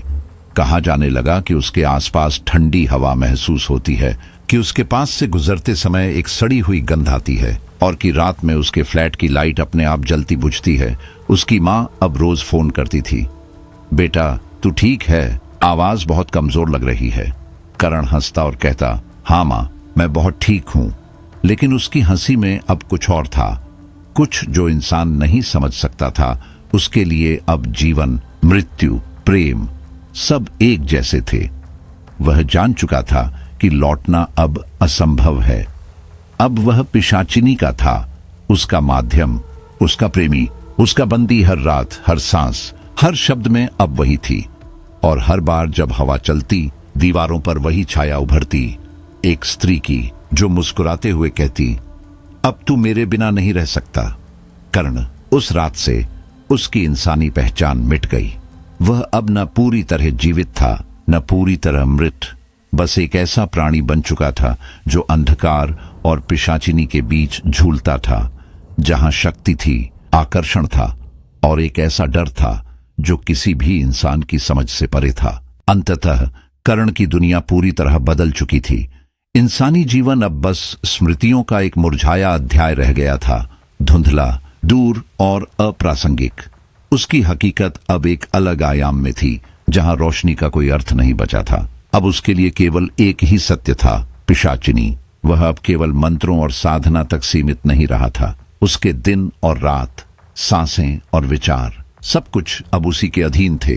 हर क्षण, हर लम्हा अब उस रहस्यमयी शक्ति की छाया में बीतता था। उसे अब यह समझ आ गया था कि लौटना असंभव है, क्योंकि यह बंधन अब केवल आत्मा का नहीं, उसके रक्त और हड्डियों तक का हिस्सा बन चुका था। रातों में जब वह ग्रंथ खोलता, कमरा अंधकार में डूब जाता। दीवारों पर अजीब परछाइयां रेंगती, हवा ठंडी और भारी हो जाती। वह मंत्र पढ़ता और उसी के साथ उसकी सांसों की लय बदल जाती। पिशाचिनी का स्वर हवा में मिल जाता, मधुर और भयावह एक साथ। वह कहती, तू अब मेरा है, हमेशा के लिए। और करण, जो कभी हिचकता था, अब सिर झुका देता। वह जानता था कि यह उसकी सजा भी है और उसका वरदान भी। धीरे धीरे उस स्त्री का रूप भी बदलने लगा। अब वह सिर्फ मोहक नहीं थी, उसके चेहरे में भय और आकर्षण का खतरनाक मेल था। जूही जैसी वह अब केवल दिखती थी, पर उसकी आंखों में अब खून की लालिमा थी और होठों के कोनों पर एक विकराल हंसी ठहरी रहती। कभी वह उसकी गोद में बैठती, बालों में उंगलियां फेरती और अगले ही क्षण उसी हाथ से उसकी गर्दन पकड़ लेती। करण के लिए यह भय और आनंद का अद्भुत संगम था। वह जानता था कि यह प्यार नहीं, यह शक्ति का भोग है, आत्मा का सौदा है। फिर भी वह खुद को रोक नहीं पाता। पिशाचिनी की मांगें अब बढ़ने लगी थीं। वह अब केवल उसके शरीर और ऊर्जा से संतुष्ट नहीं थी। वह खून चाहती थी, ताजा, जीवित, भय से भरा हुआ खून। वह उसे आदेश देती, अगर तू मुझसे शक्ति चाहता है तो जीवन का बलिदान देना होगा। हर साधक को एक आत्मा अर्पित करनी होती है। करण की रीढ़ में सिहरन दौड़ जाती। उसके भीतर की इंसानियत उस पल चीख उठती, लेकिन उसकी आवाज गले से बाहर नहीं आती। वह उसके सामने घुटनों पर गिर जाता और उसकी सांसों के नीचे खुद को खो देता। अब उसे अक्सर लगता कि दिन और रात का फर्क मिट चुका है। वह जागता तो भी सपने में होता, सोता तो भी उसकी आंखों के सामने वही चेहरा, वही रक्तिम मुस्कान। कभी कभी उसे जूही का चेहरा दिखाई देता, मासूम, हंसता हुआ उसकी ओर देखता, लेकिन अगले ही पल वही चेहरा विकराल रूप में बदल जाता, खून से सना, आंखें फटी हुई और हंसी किसी जानवर जैसी। वह समझ नहीं पाता कि यह भ्रम है या सच्चाई। कभी उसे लगता कि वह खुद दो हिस्सों में बंट चुका है, एक जो इंसान था और दूसरा जो अब उसका मालिक बन चुका है। अघोरी गुरु ने जब यह सब देखा तो आखिरी बार उसकी आत्मा को बचाने की कोशिश की। वे रात में उसके कमरे तक आए, दरवाजे के बाहर खड़े होकर बोले, कर्ण, अभी भी समय है। तू अगर साधना छोड़ दे तो तेरी आत्मा मुक्त हो सकती है। वह तुझे निगल लेगी बेटा। यह कोई देवी नहीं, यह विनाश है। कमरे के भीतर सन्नाटा था। फिर एक धीमी हंसी आई, कर्ण की नहीं बल्कि किसी और की। गुरु पीछे हटे। दरवाजा धीरे धीरे अपने आप खुला। अंदर कर्ण खड़ा था, नंगा बदन, माथे पर राख, आंखों में लाल चमक और होठों पर मुस्कान। अब बहुत देर हो चुकी है गुरुजी, उसने कहा। वह अब मुझ में बस चुकी है। गुरु ने कांपते हुए उसके कंधे पर हाथ रखा। तू यह क्या कर रहा है? तेरी आत्मा जल रही है। कर्ण ने उनकी ओर देखा। आत्मा? अब वो मेरी नहीं रही। उसके बाद उसने गुरु को कमरे से धक्का देकर बाहर कर दिया। दरवाजा जोर से बंद हो गया और उसके बाद जो आवाज आई वह किसी इंसान की नहीं थी। उस रात साधना अपने चरम पर थी। आसमान में बादल, हवा में राख और कमरे में स्याही जैसी अंधकार। मोमबत्तियां नीली लौ से जल रही थीं। कर्ण के सामने वह खड़ी थी, वही पिशाचिनी, पर अब उसका रूप पहले जैसा सुंदर नहीं था। जूही जैसी आंखों की जगह अब गहरे गड्ढे थे, जिनसे लाल रोशनी झर रही थी। उसके दांत लंबे, धारदार और खून से सने हुए थे। त्वचा फटी हुई, पर उसकी चाल अब भी मोहक थी। वह हंसी और उस हंसी की गूंज में दर्द, लालसा और मृत्यु तीनों थे। अब तू मेरा है, उसने कहा। तेरा शरीर, तेरी आत्मा, तेरी हर सांस, सब मेरा। कर्ण की सांसें थम गईं। वह उसके सामने घुटनों पर बैठ गया। उसने उसकी ठंडी हथेलियों को थाम लिया और बोला, मुझे अब कुछ नहीं चाहिए, बस तू उसने झुककर उसके माथे पर होंठ रखे। अगले ही क्षण करण का शरीर झटका खाकर पीछे गिर पड़ा। आंखें खुली रह गईं, उनमें वही लाल रोशनी झलक रही थी। फर्श पर उसके चारों ओर राख और खून का चक्र बन चुका था। दीवारों पर छायाएं हिल रही थीं, जैसे किसी और ने उस रात कमरे में जन्म लिया हो। सुबह तक वह फ्लैट बंद रहा, किसी ने दरवाजा नहीं खोला। जब पड़ोसी पहुंचे, अंदर सन्नाटा था और कमरे के बीचों बीच राख में सिर्फ एक वाक्य उभरा था, अब वह मेरा है। कर्ण की आत्मा उस रात पिशाचिनी में विलीन हो गई। वह अब न पूरी तरह जीवित था, न मृत, बस उस अंधेरे संसार का हिस्सा जहां डर, आकर्षण और शक्ति एक ही चीज बन चुके थे। और जयपुर की उस शांत रात में कहीं दूर किसी ने किसी स्त्री की हंसी सुनी, धीमी, रहस्यमयी और उतनी ही खूबसूरत जितनी भयावह। अब कर्ण की दुनिया बस एक ही धुरी पर घूमती थी, पिशाचिनी। इंसानी जीवन, परिवार, दोस्त, रिश्ते सब अब उसे किसी दूसरे जन्म की बात लगते। उसकी आंखों में अब केवल वही लालिमा थी जो नशे और पागलपन के बीच जन्म लेती है। उसके चेहरे की मांसपेशियां हमेशा थकी रहती, होंठों पर अजीब सी हंसी जमी रहती और उसके भीतर एक अनकही बेचैनी पलती जो हर पल बढ़ती जाती। वह अब पूरी तरह पिशाचिनी के अधीन था। उसकी शक्ति, उसकी छाया, उसकी आवाज सब अब कर्ण की सांसों में घुल चुके थे। उसके शरीर का हर हिस्सा सुन्न था, लेकिन आत्मा जल रही थी, धीरे, स्थिर पर लगातार। दिन में अगर कोई उसे देखने आता तो वह उखड़ पड़ता। माँ का स्नेह उसे जलन देता, पिता की आवाज उसे चीख लगती। वह चीखता, चीजें तोड़ देता और दरवाजा बंद कर अंधेरे में बैठ जाता। वह कहता, मुझे अकेला छोड़ दो। पर सच्चाई यह थी कि अब वह कभी अकेला नहीं था। पिशाचिनी उसके भीतर थी, उसकी हड्डियों, उसकी सांसों और उसकी सोच के भीतर। कभी वह उसे अपने भीतर उसकी शक्ति दिखाती। वह कहती, देख, अब तू उनके मन पढ़ सकता है। उनकी इच्छाएं, उनके डर, उनके राज सब तुझे दिखाई देते हैं। और सच में कर्ण महसूस करता कि वह अब लोगों के विचारों में झांक सकता है। वह सुनता कि कौन किससे नफरत करता है, कौन झूठ बोल रहा है और कौन अपने भीतर सबसे बड़ा डर छिपाए हुए है। शुरुआत में उसे यह वरदान लगा, पर जल्द ही उसने समझा कि यह श्राप है, क्योंकि अब वह हर इंसान की आत्मा में अंधेरा देखता था। वह खुद को खो रहा था। हर बार जब पिशाचिनी उसके पास आती, उसकी ऊर्जा खींच लेती, उसकी सांसें भारी हो जाती और वह फिर भी उसे रोक नहीं पाता, क्योंकि उस दर्द में, उस खोखलापन में एक सुख था, एक ऐसा सुख जो धीरे धीरे उसके शरीर को खा रहा था। फिर एक दिन उसने सुना, जूही की शादी हो रही है। वह खबर जैसे उसके भीतर किसी सोई हुई आग को भड़काने आई हो। पिशाचिनी ने उसके कानों में फुसफुसाया, वह तेरा होना चाहिए था, तूने उसे खो दिया, पर मैं नहीं खोऊंगी। जा, उसे दिखा कि तेरा प्यार कितना गहरा है। उसकी आवाज इतनी कोमल थी कि वह आदेश जैसी लगी ही नहीं, जैसे किसी देवी ने वरदान दिया हो। उस रात कर्ण ने सपना देखा। जूही सफेद कपड़ों में खड़ी थी, उसकी आंखें रो रही थीं और होंठ मुस्कुरा रहे थे। वह बोली, मुझे बचा लो कर्ण। वह दौड़ता हुआ आगे बढ़ा, लेकिन उसके कदम खून में धंस गए। जब उसने नीचे देखा तो उसके पांव के नीचे लाल नदी बह रही थी। जूही का चेहरा धीरे धीरे बदलने लगा, वही मुस्कान, वही आंखें, पर अब वह जूही नहीं थी, वह पिशाचिनी थी। कर्ण की आंख खुली, कमरे की दीवारें खून से सनी थीं, फर्श पर अजीब आकृतियां बनी थीं और हवा में वही सड़ी गंध तैर रही थी जो श्मशान में महसूस होती है। वह समझ नहीं पाया कि यह सपना था या कोई और रात की साधना। अब वास्तविकता और भ्रम एक ही हो चुके थे। अघोरी गुरु एक बार फिर आए। वे दरवाजे पर खड़े हुए और बोले, कर्ण, यह तेरा अंत नहीं है, पर अगर तू रुका नहीं तो आत्मा को मुक्ति नहीं मिलेगी। यह शक्ति तुझे नहीं, तू इसे खा रही है। लेकिन कर्ण अब कुछ नहीं सुनता था। वह चिल्लाया, तुम सब झूठे हो। वह मुझसे प्यार करती है, वह मुझ में बसती है। गुरु ने कदम बढ़ाए, नहीं बेटा, यह प्यार नहीं, यह अधीनता है। कर्ण की आंखें बदल गईं, उनमें वही लालिमा चमकी जो पिशाचिनी की आंखों में होती थी। वह आगे बढ़ा और गुरु को दीवार पर धकेल दिया। गुरु ने आखिरी बार देखा, उसका शिष्य अब शैतान की छाया में खो चुका था। उस रात पिशाचिनी फिर आई। कमरा काला था, पर उसकी आंखें जल रही थीं, लाल, गीली और भयावह।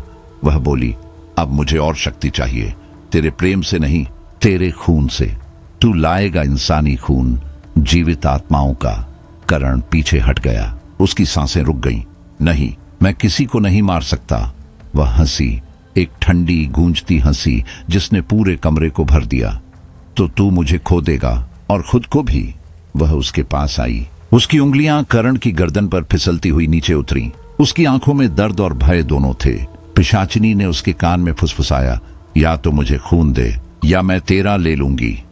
करण की आंखें भर आईं। उसे महसूस हुआ कि अब कोई भी रास्ता नहीं बचा। उसकी आत्मा सिकुड़ चुकी थी, उसका शरीर थक चुका था और उसका मन अब बस एक खाली खोल था जिसमें केवल भय, इच्छा और अंधकार का मिश्रण बचा था। अब उसके लिए दिन और रात का कोई अर्थ नहीं था। खिड़की से आने वाली धूप उसे चुभती थी, अंधेरे में वह सांस ले सकता था। हर हंसी उसे याद दिलाती थी, वह यहाँ है। कभी वह अपनी धड़कन गिनने की कोशिश करता, कभी आईने में देखता और पाता कि उसका चेहरा अब किसी और का हो गया है। उसकी आंखें अब उसके भीतर झांकती और भीतर सिर्फ एक नाम गूंजता, पिशाचिनी।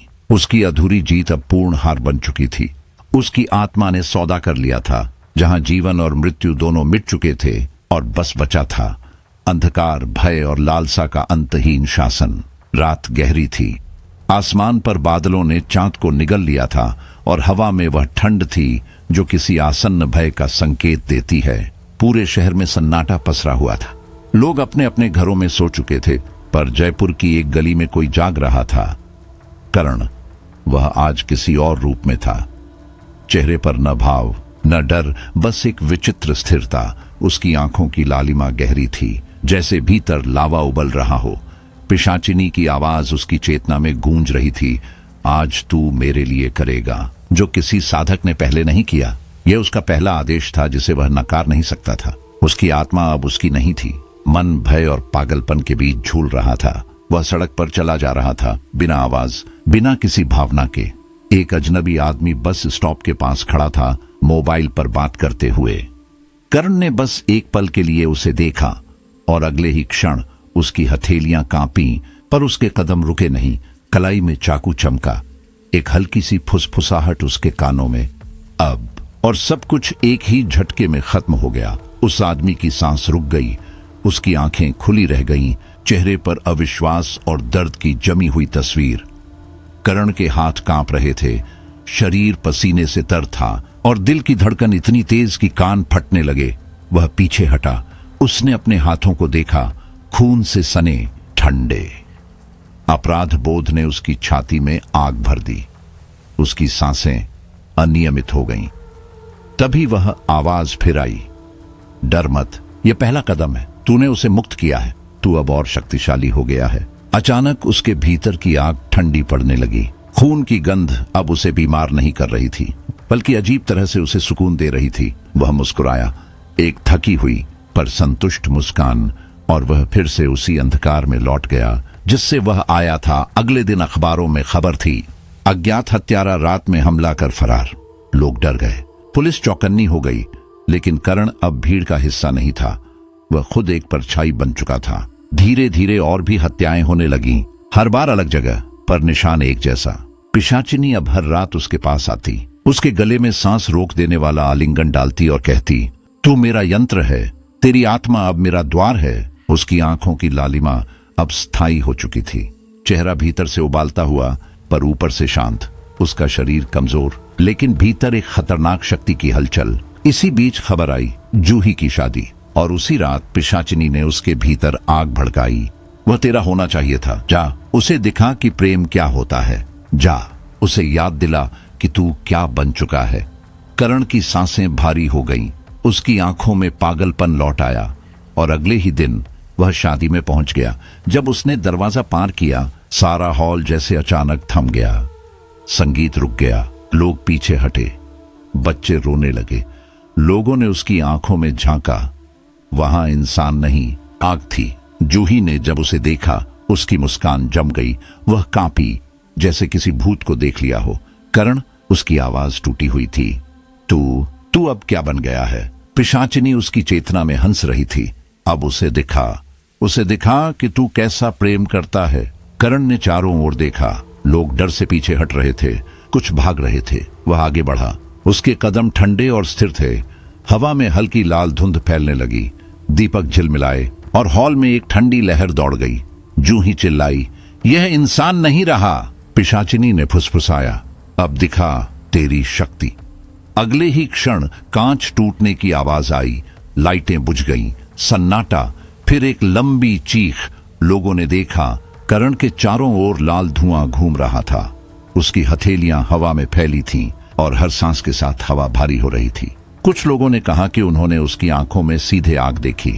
बच्चे बेहोश हो गए। शादी का हॉल भय में डूब गया। जूही वहीं खड़ी थी, उसका चेहरा पीला, शरीर कांपता हुआ। उसने कहा, करण रुक जा, तू वो नहीं है जो पहले था। लेकिन करण ने मुस्कुराया। वह मुस्कान इंसानी नहीं थी। उसने धीरे से कहा, अगर तू मेरी नहीं हो सकती तो किसी की नहीं होगी। और हवा में फिर वही गंध फैली, राख और खून की। फर्श पर साए नाचने लगे। पिशाचिनी की हंसी पूरे हॉल में गूंज उठी। उस रात शादी का जश्न मौत की चीखों में बदल गया। लोग भागे, बच्चे गिर पड़े और करण हॉल के बीचों बीच खड़ा था, शांत, निस्पंद, और उसके चारों ओर पिशाचिनी की लाल आभा घूम रही थी। अघोरी गुरु उस समय दूर से देख रहे थे। वे जानते थे यह वही क्षण है जब उनका शिष्य पूरी तरह खो गया है। उन्होंने एक दूसरे की ओर देखा। अब समय आ गया है, गुरु ने कहा, या तो हम उसे रोकेंगे या पूरी दुनिया उसका शिकार बन जाएगी। उस रात जब सब लोग डर में घरों में छिपे थे, अघोरी गुरु और उनके साथी अंधेरे में निकल पड़े। उनके हाथों में पुराने ग्रंथ, आंखों में दृढ़ता और दिल में भय का साया था। वे जानते थे करण अब इंसान नहीं रहा, वह पिशाचिनी का जीवित माध्यम था, अंधकार का दरवाजा, जिसे अगर अब नहीं रोका गया तो वह पूरी दुनिया को उसी लाल धुंध में डुबो देगा जिसमें वह खुद खो चुका था। श्मशान की हवा उस रात असामान्य रूप से भारी थी। चारों तरफ सन्नाटा था, पर भीतर कहीं गहराई में कुछ जीवित था, कुछ जो सांस नहीं लेता पर मौजूद था। गुरु और उनके साथी धीरे धीरे उस साधना स्थल की ओर बढ़े जहां करण अब जूही के साथ खड़ा था। आसमान पर काले बादल उमड़ रहे थे और जमीन पर पड़े हर दीपक की लौ जैसे कांप रही थी। हवा में राख, लोबान और किसी अदृश्य शक्ति की गंध थी। करण अब वह इंसान नहीं था जिसे गुरु जानते थे। उसका चेहरा विकृत, आंखें पूरी तरह लाल, त्वचा पर किसी जले धातु जैसी चमक, शरीर आधा इंसान आधा कुछ और। एक ऐसा रूप जो देखकर आत्मा कांप उठे। गुरु ने मंत्र आरंभ किया। एयुएम त्र्यंबकम यजामहे। आवाज गूंज उठी और हवा में पुरानी तंत्र शक्ति की लहर दौड़ गई। करण ने हंसी भरी आवाज में कहा, ये शब्द अब मुझे नहीं रोक सकते। गुरुजी, आपकी साधना वहीं खत्म हुई जहां मेरी शुरू हुई थी। पिशाचिनी की परछाई उसके पीछे उभरी, धुएं की तरह पर जीवित। उसका चेहरा अब किसी स्त्री का नहीं बल्कि दानव का था। दांत नुकीले, आंखें जलती हुई कोयले जैसी, और उसकी हंसी में वह शक्ति थी जो इंसान की आत्मा को कंपा दे। ये मानव अब मेरा है। उसकी आवाज हर दिशा में गूंज उठी।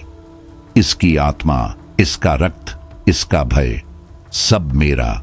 गुरु चिल्लाए, तू अंधकार है, पर हर अंधकार का अंत होता है। उन्होंने अपने चारों ओर मंत्र चक्र बनाया। भूमि पर पवित्र राख का गोला जिसके भीतर से सुनहरी ऊर्जा उठने लगी। वह ऊर्जा करण की ओर बढ़ी, जैसे किसी गहराई में फंसे व्यक्ति को बाहर खींचने की कोशिश कर रही हो। करण ने दर्द से चिल्लाया। उसकी आंखों की लालिमा बुझने लगी, पर तभी पिशाचिनी ने अपनी हथेली उसके सीने पर रख दी। उसका पूरा शरीर झटका खा उठा। हवा में गंधक और खून की महक फैल गई। पिशाचिनी बोली, वो जो मेरा है उसे कोई छीन नहीं सकता। गुरु अब कांप रहे थे। उन्होंने एक आखिरी तंत्र मंत्र बोला जो किसी भी अघोरी के लिए जीवन और मृत्यु का अंतिम दांव था। हवा अचानक तेज हो गई। धूल, राख और राख के भीतर दबे शवों की हड्डियां हवा में उड़ने लगीं। मंत्रों की गूंज बिजली की तरह गड़गड़ाने लगी। करण, गुरु ने पुकारा, तेरी आत्मा अभी भी तेरे भीतर है। लट, याद कर कि तू कौन था। करण की सांसें भारी थीं। जूही आगे बढ़ी, कांपती हुई पर दृढ़। उसने कहा, अगर मेरी जान तुझे वापस इंसान बना सकती है तो मैं यह बलिदान देने को तैयार हूं।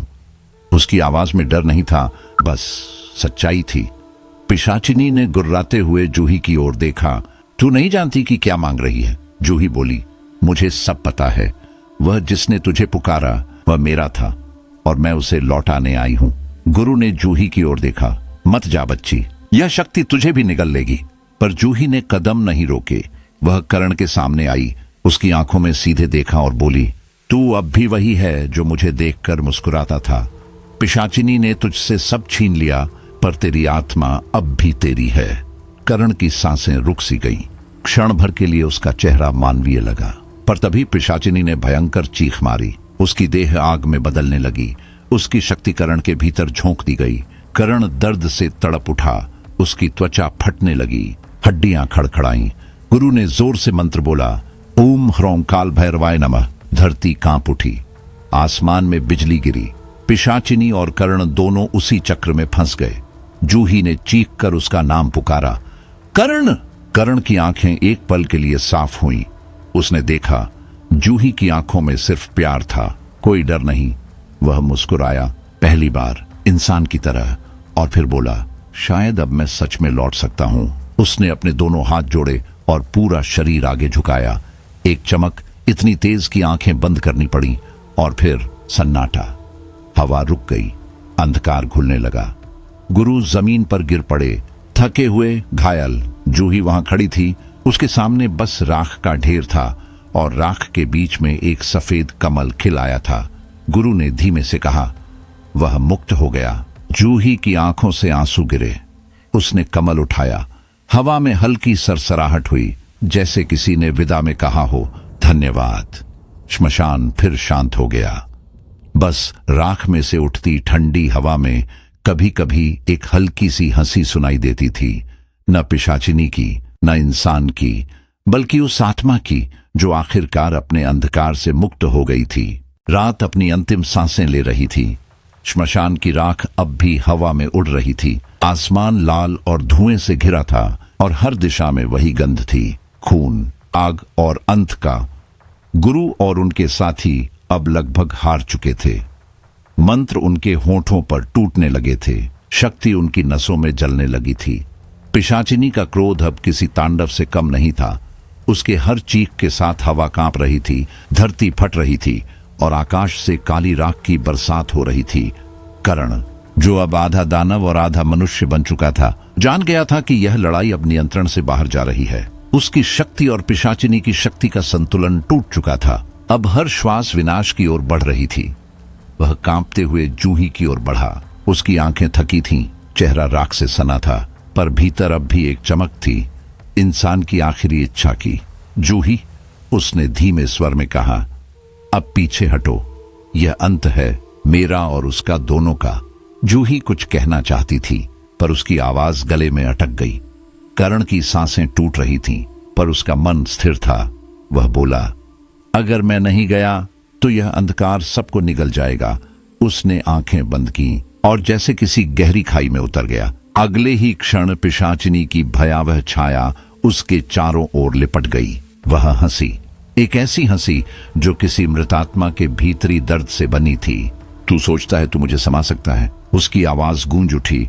मैं अमर हूं, मैं लालसा हूं, मैं अंत का आरंभ हूं। करण ने आंखें खोली, उनमें अब डर नहीं था। अगर तुझे अमर होना है तो मुझे मरना होगा। उसने गहरी सांस ली और अपना सारा ध्यान अपने भीतर की शक्ति पर केंद्रित किया। आसमान में बिजली गिरी, धरती कांपने लगी, हवा में चीखें भर गईं। गुरु ने देखा कर्ण अब अपने भीतर पिशाचिनी को समा रहा था। उसका शरीर जलने लगा, त्वचा फट रही थी और हर फटने के साथ उसके भीतर से एक तेज प्रकाश फूट रहा था। जूही चिल्लाई, कर्ण मत कर! लेकिन वह अब किसी की नहीं सुन रहा था।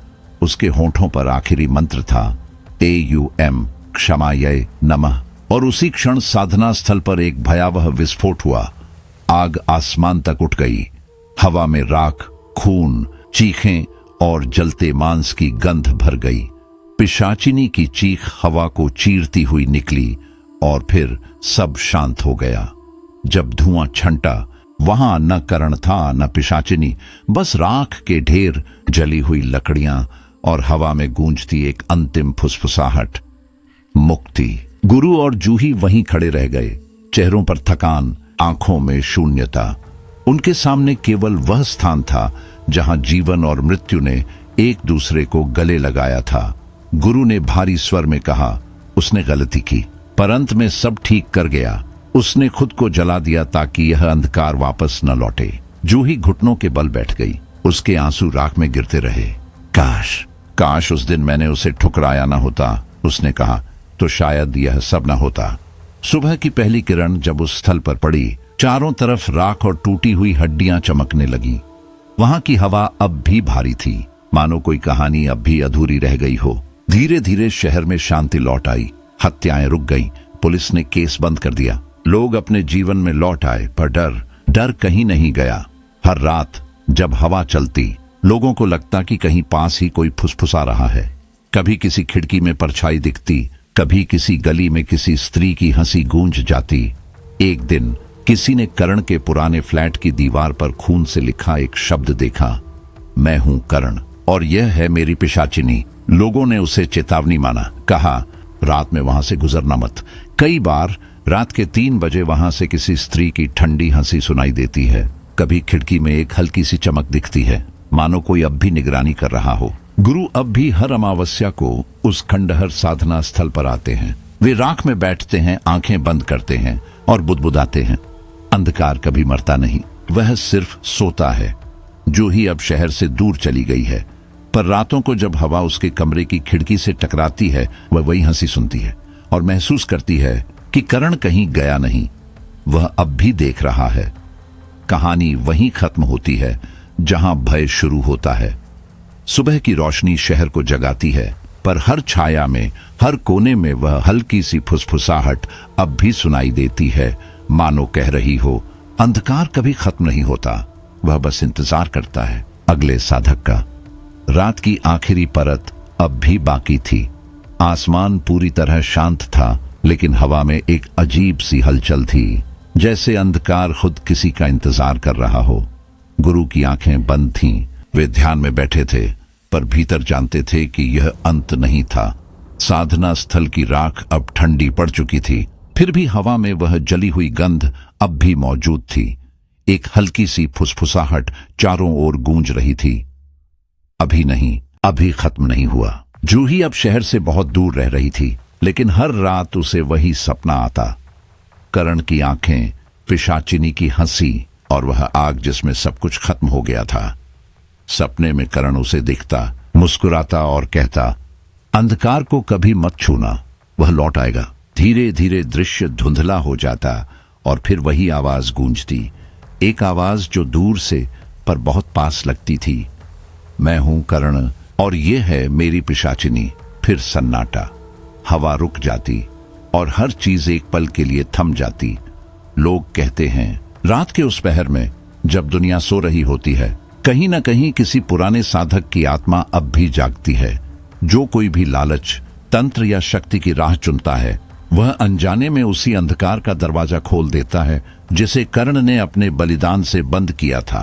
क्योंकि अंधकार कभी मरता नहीं, वह सिर्फ दिशा बदलता है। वह इंतजार करता है उस अगले इंसान का जो उसे दोबारा बुलाए, और जब वह बुलावा आएगा तो हवा फिर कांपेगी, हंसी फिर गूंजेगी और राख में छिपी वह आत्मा फिर से आकार लेगी।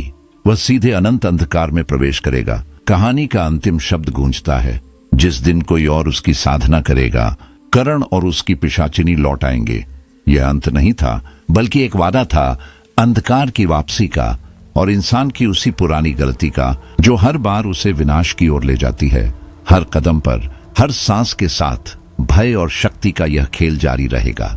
पिशाचिनी की शक्ति अब शांत है, पर पूरी तरह समाप्त नहीं। करण की आत्मा उसकी गहराई में सोई हुई है, किसी नए साधक के बुलावे का इंतजार करती हुई। और जब हवा में फिर से वह हल्की सी फुसफुसाहट सुनाई दे, जब रात अचानक ठंडी और भारी लगने लगे, तो समझ लेना अंधकार लौट आया है, क्योंकि यह अंत नहीं, एक नई शुरुआत है। तो यह थी आज की कहानी।